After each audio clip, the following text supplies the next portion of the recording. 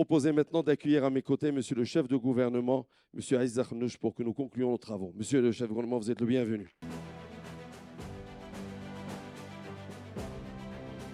الله يبارك فيك. تفضل تفضل.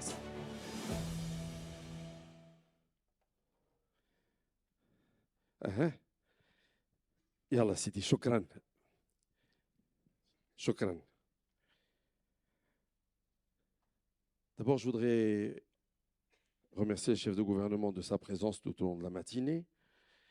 Remercier l'ensemble des personnes présentes. Monsieur le chef de gouvernement, je voudrais vous dire, parce que moi j'étais sur scène toute la matinée, zéro perte de part de marché. On a gardé notre assistance toute la matinée fidèle, et ça c'est fantastique. Ça veut dire qu'on a une force de mobilisation sur le sujet, et tout le monde a conscience d'une certaine manière que l'investissement est un sujet important et que l'environnement des affaires est un sujet important. Alors vous nous avez écoutés depuis ce matin. Nous autres, on a écouté aussi votre discours avec ce qui a été réalisé, les enjeux, la volonté de mobiliser. J'ai juste envie de vous dire, monsieur le chef de gouvernement, d'abord, qu'est-ce que vous pensez de nos discussions? Si je vous demandais quel est votre sentiment sur la température de ce qui s'est passé ce matin, que vous avez envie de me dire?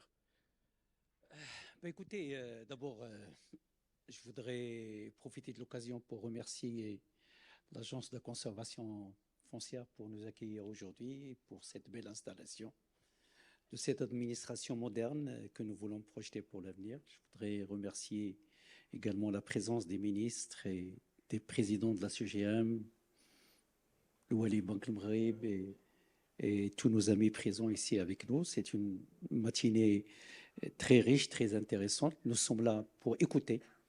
Nous sommes là pour connaître les vrais problèmes qui sont posés. Bien évidemment, au centre de l'équation, ce qui nous intéresse aussi, c'est l'investissement, c'est la relance de l'investissement, parce que l'investissement est le point d'entrée, le point d'accès à la problématique de l'emploi. Notre administration n'est pas une administration facile. Je le reconnais. Moi-même, j'étais dans le secteur privé, je sais c'est quoi. Mais la réforme engagée par le gouvernement est une... derrière, il y a une volonté très forte d'accélérer le processus, parce que c'est des termes qui sont revenus lors des interventions ce matin: accélération, mettre un peu plus de dynamique, faire les réformes, aller jusqu'au bout. Et je pense que cela, on entend, on écoute, et nous allons faire ce qu'il faut. Mais par rapport à ça, si vous me donnez 2-3 minutes, quand même, le gouvernement a fait en peu de temps, 14 mois maintenant, 15 mois, oui, qu'il a été nommé, des réformes qui sont énormes. Réforme de la santé, 5 textes sont en train de sortir l'un après l'autre, et vous allez voir comment le secteur de la santé va être transformé. Une feuille de route assez claire pour l'éducation, c'est un gisement d'emploi aussi pour l'avenir et des développements de notre société. La charte d'investissement, c'est un chantier colossal. Effectivement, on a tenu compte de la dimension territoriale, de la dimension genre, de la dimension des chantiers stratégiques, mais il fallait trouver un accord à l'intérieur du gouvernement, à l'intérieur des partis du gouvernement, avoir l'accord de Sa Majesté et se mettre à son ambition, qui est une ambition très forte pour l'emploi. Nous l'avons fait, nous avons sorti le décret, la loi, la charte, mais nous avons sorti en même temps les décrets et j'ai signé les arrêtés. Donc cette loi, elle est complète aujourd'hui. La prochaine commission d'investissement qui va passer avec Mohsin et tous les ministres qui sont concernés, on va appliquer la nouvelle charte d'investissement dès les semaines prochaines, parce qu'aujourd'hui, tous les termes de référence, tout ce qui était prévu sur le plan normatif a été réalisé. Et ça, je pense que c'est très important de voir la rapidité et la dynamique des transformations que nous voulons.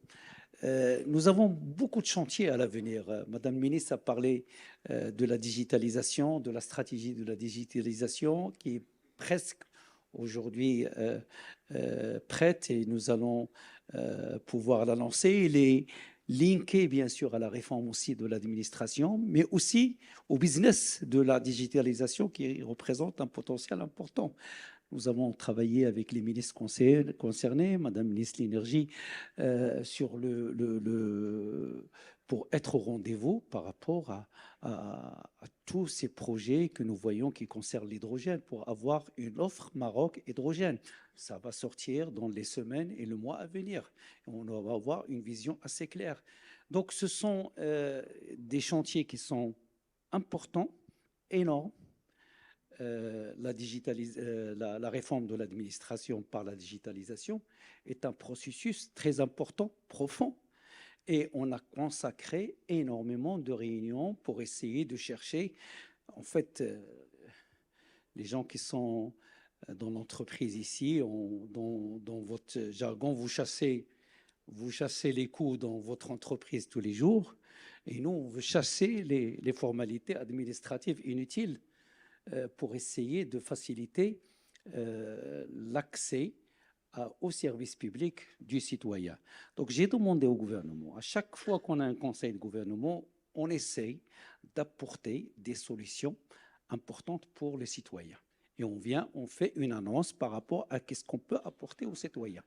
Par exemple, les derniers décrets qu'on a fait, par exemple, pour les autorisations de construire et les permis d'habiter, vous avez un mois.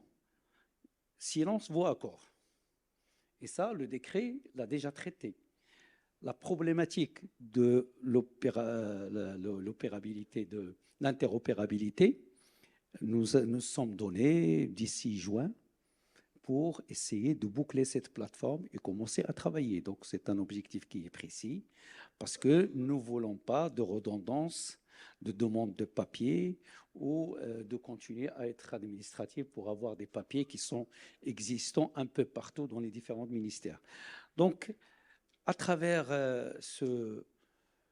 cet échange que j'ai avec vous, Sithami, je veux juste dire à l'audience que vous avez en face un gouvernement déterminé à accélérer les réformes, à les appliquer et à être à l'écoute. Et vous l'avez vu, je n'ai pas à présenter quelque chose qui n'est pas en phase avec la réalité. Quand vous avez eu des difficultés pour les entreprises de construction par rapport au marché public, au prix et à l'inflation, nous avons apporté des solutions dans les 2 semaines et 3 semaines. Quand les entreprises étaient en difficulté, nous avons décidé de ne pas augmenter le prix de l'électricité.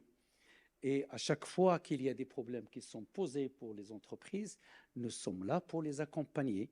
Nous voulons accélérer le processus du RSU et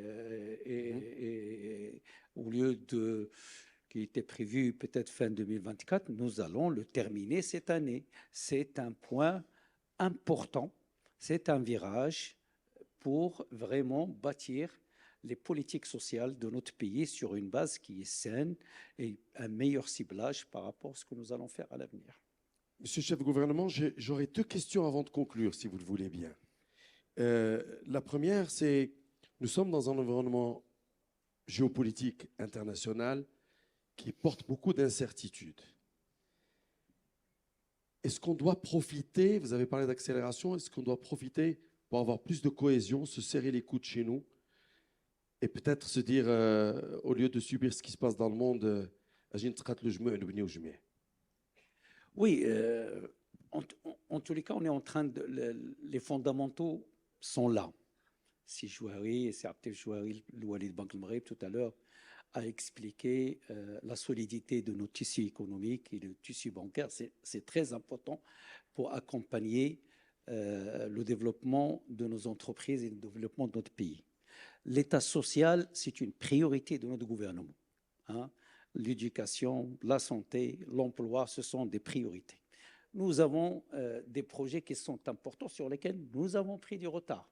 La problématique de l'eau est une problématique sérieuse sur laquelle Monsieur le ministre, avec toutes les équipes, travaille pour essayer de rattraper le retard sur ce niveau pour faire de la connectivité de l'eau et des barrages et également de trouver des solutions comme le dessalement et d'autres pour qu'il y ait pas de problème à l'avenir par rapport à cette question de l'eau. La charte d'investissement, j'en ai parlé tout à l'heure. Franchement, l'État peut accompagner un investisseur dans son projet jusqu'à 30% de montant d'investissement. Qu'est-ce qui reste? Qu'est-ce qui reste? Qu'est-ce qu'il va mettre? 10%, 15%? Le reste sera finançable si bien sûr son branché il est bancable par les établissements de crédit. Donc aujourd'hui, avec ce que vous avez vu comme modèle du CRI, j'espère qu'il sera généralisé. Et nous voulons faire, qui sont avec nous, des responsables et des directeurs généraux de CRI, vraiment des vrais champions et des stars de création d'emplois, oui, de facilitation. Ils sont là pour l'entreprise, pour aider l'entreprise à se développer dans les régions. Nous n'avons pas pris encore au sein du chef du gouvernement la responsabilité directe de CRI, mais on travaille, on collabore, on essaie de construire les projets. Mais il y a des changements qui doivent intervenir rapidement parce qu'il faut qu'il y ait des changements de la loi aussi sur le CRI que nous allons travailler à partir du mois d'avril pour essayer d'accélérer le processus de facilitation de processus décisionnel au niveau de l'investissement. Donc, le monde, on connaît les difficultés. L'Europe se cherche. oui. Les États-Unis, ils ont une offre claire qui est l'Inflation Act, qui fait du mal à l'Europe. Et nous, on doit, dans ce carrefour, avec les États-Unis, avec l'Europe et l'Afrique, on doit trouver notre positionnement. Je pense que les zones industrielles que nous avons, les nouvelles industries que nous avons développées, n'oublions pas l'agriculture. Bien sûr. N'oublions pas l'agriculture. Oui, le développement du monde rural. Et je profite le développement du monde rural, je profite de la présence des banques ici pour le soutenir. Sur les 6,6% de l'inflation que nous avons eue cette année, à peu près 4,2 vient des produits alimentaires, agricoles et agro-industriels.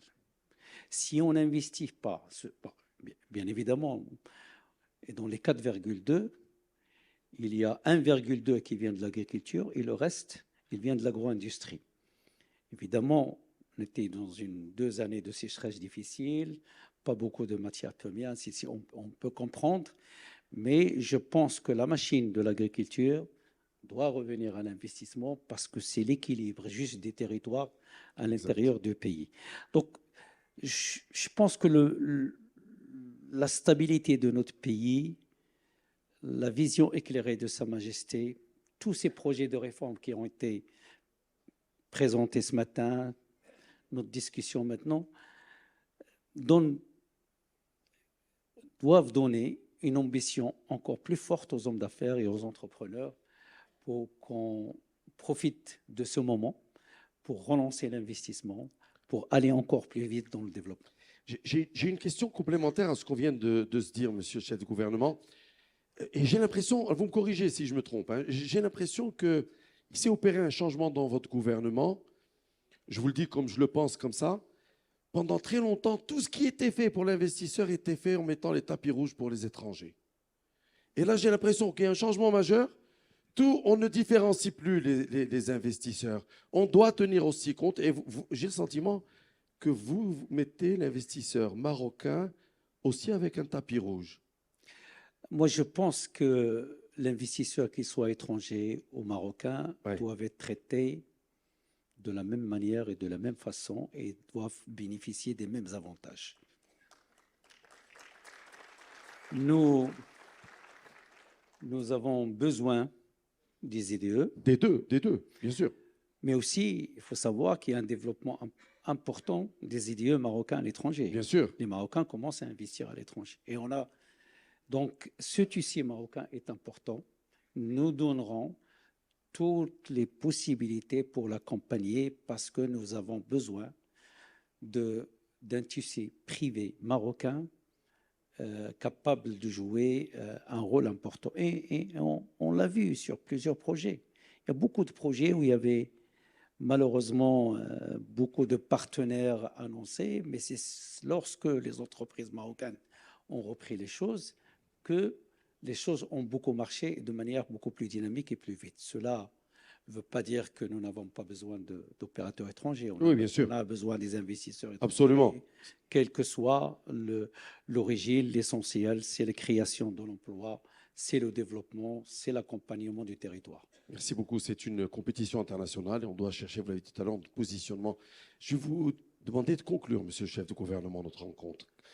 Mais écoutez, je pense que nous avons été à l'écoute ce matin, donc on prend en considération les aspirations, notamment du secteur privé, des banques, pour aller vite dans les réformes. Le gouvernement s'engage à accompagner pour faciliter l'acte d'investir, pour faciliter toute la relation avec les citoyens de manière à faciliter ce contact souvent difficile. La réforme de CRI va démarrer à partir du mois d'avril quand on va introduire un peu les textes au niveau du Parlement. Et nous avons fait beaucoup de choses. Nous n'avons pas attendu la fin du gouvernement pour dire, voilà, on a des choses intéressantes et on va les faire le prochain gouvernement. Nous avons fait au début du gouvernement, au début du mandat, des choses qui sont claires. Nous connaissons les budgets, nous connaissons les montants, les gens ont une visibilité sur les 4-5 années à venir. Donc maintenant, nous serons évalués sur la mise en œuvre, sur la manière de réaliser, sur la manière d'accompagner. Mais moi, je m'engage personnellement à suivre toute la partie auprès avec si Mohsin, la partie investissement pour faciliter l'acte d'investir, de suivre avec les séries un changement qui doit être visible pour les entrepreneurs, pour les accompagner, pour les aider à aller plus vite. À chaque fois, on a été dernièrement avec quelques ministres à Davos et on a vu l'intérêt grandissant des investisseurs étrangers pour le Maroc. Bien sûr. Et ça fait plaisir. Et donc, je pense que ces moments-là, il faut les capter, il ne faut pas les laisser faire. Et donc, il faut les accompagner, il faut le développer. Et vous pouvez compter sur l'ensemble des ministres, sur le gouvernement, pour qu'on puisse aller de l'avant et chercher cette croissance dans des moments difficiles, dans des moments où il y a eu de l'inflation, dans des moments où toutes les crises étaient là, jusqu'au même, je me rappelle un des parlementaires qui disait que jamais ce gouvernement va se relever avec ces crises. Pourtant, nous sommes debout. Hier, je ne vous le cache pas, j'ai eu le privilège d'avoir une conversation, d'avoir à parler avec Sa Majesté au téléphone et j'ai senti une satisfaction par rapport à la trajectoire des réformes du gouvernement. Et ça nous fait plaisir et ça nous encourage à aller encore plus vite et plus avec le secteur privé. Et croyez-moi, et là je m'adresse au secteur privé, à chaque fois qu'on m'apporte des projets ou des lois qui vont privilégier l'État, pour que l'État mette de l'argent, toujours, notre processus décisionnel est d'encourager le secteur privé. Tout ce que le secteur privé peut le faire, il faut le laisser faire. Merci beaucoup, monsieur le chef de gouvernement.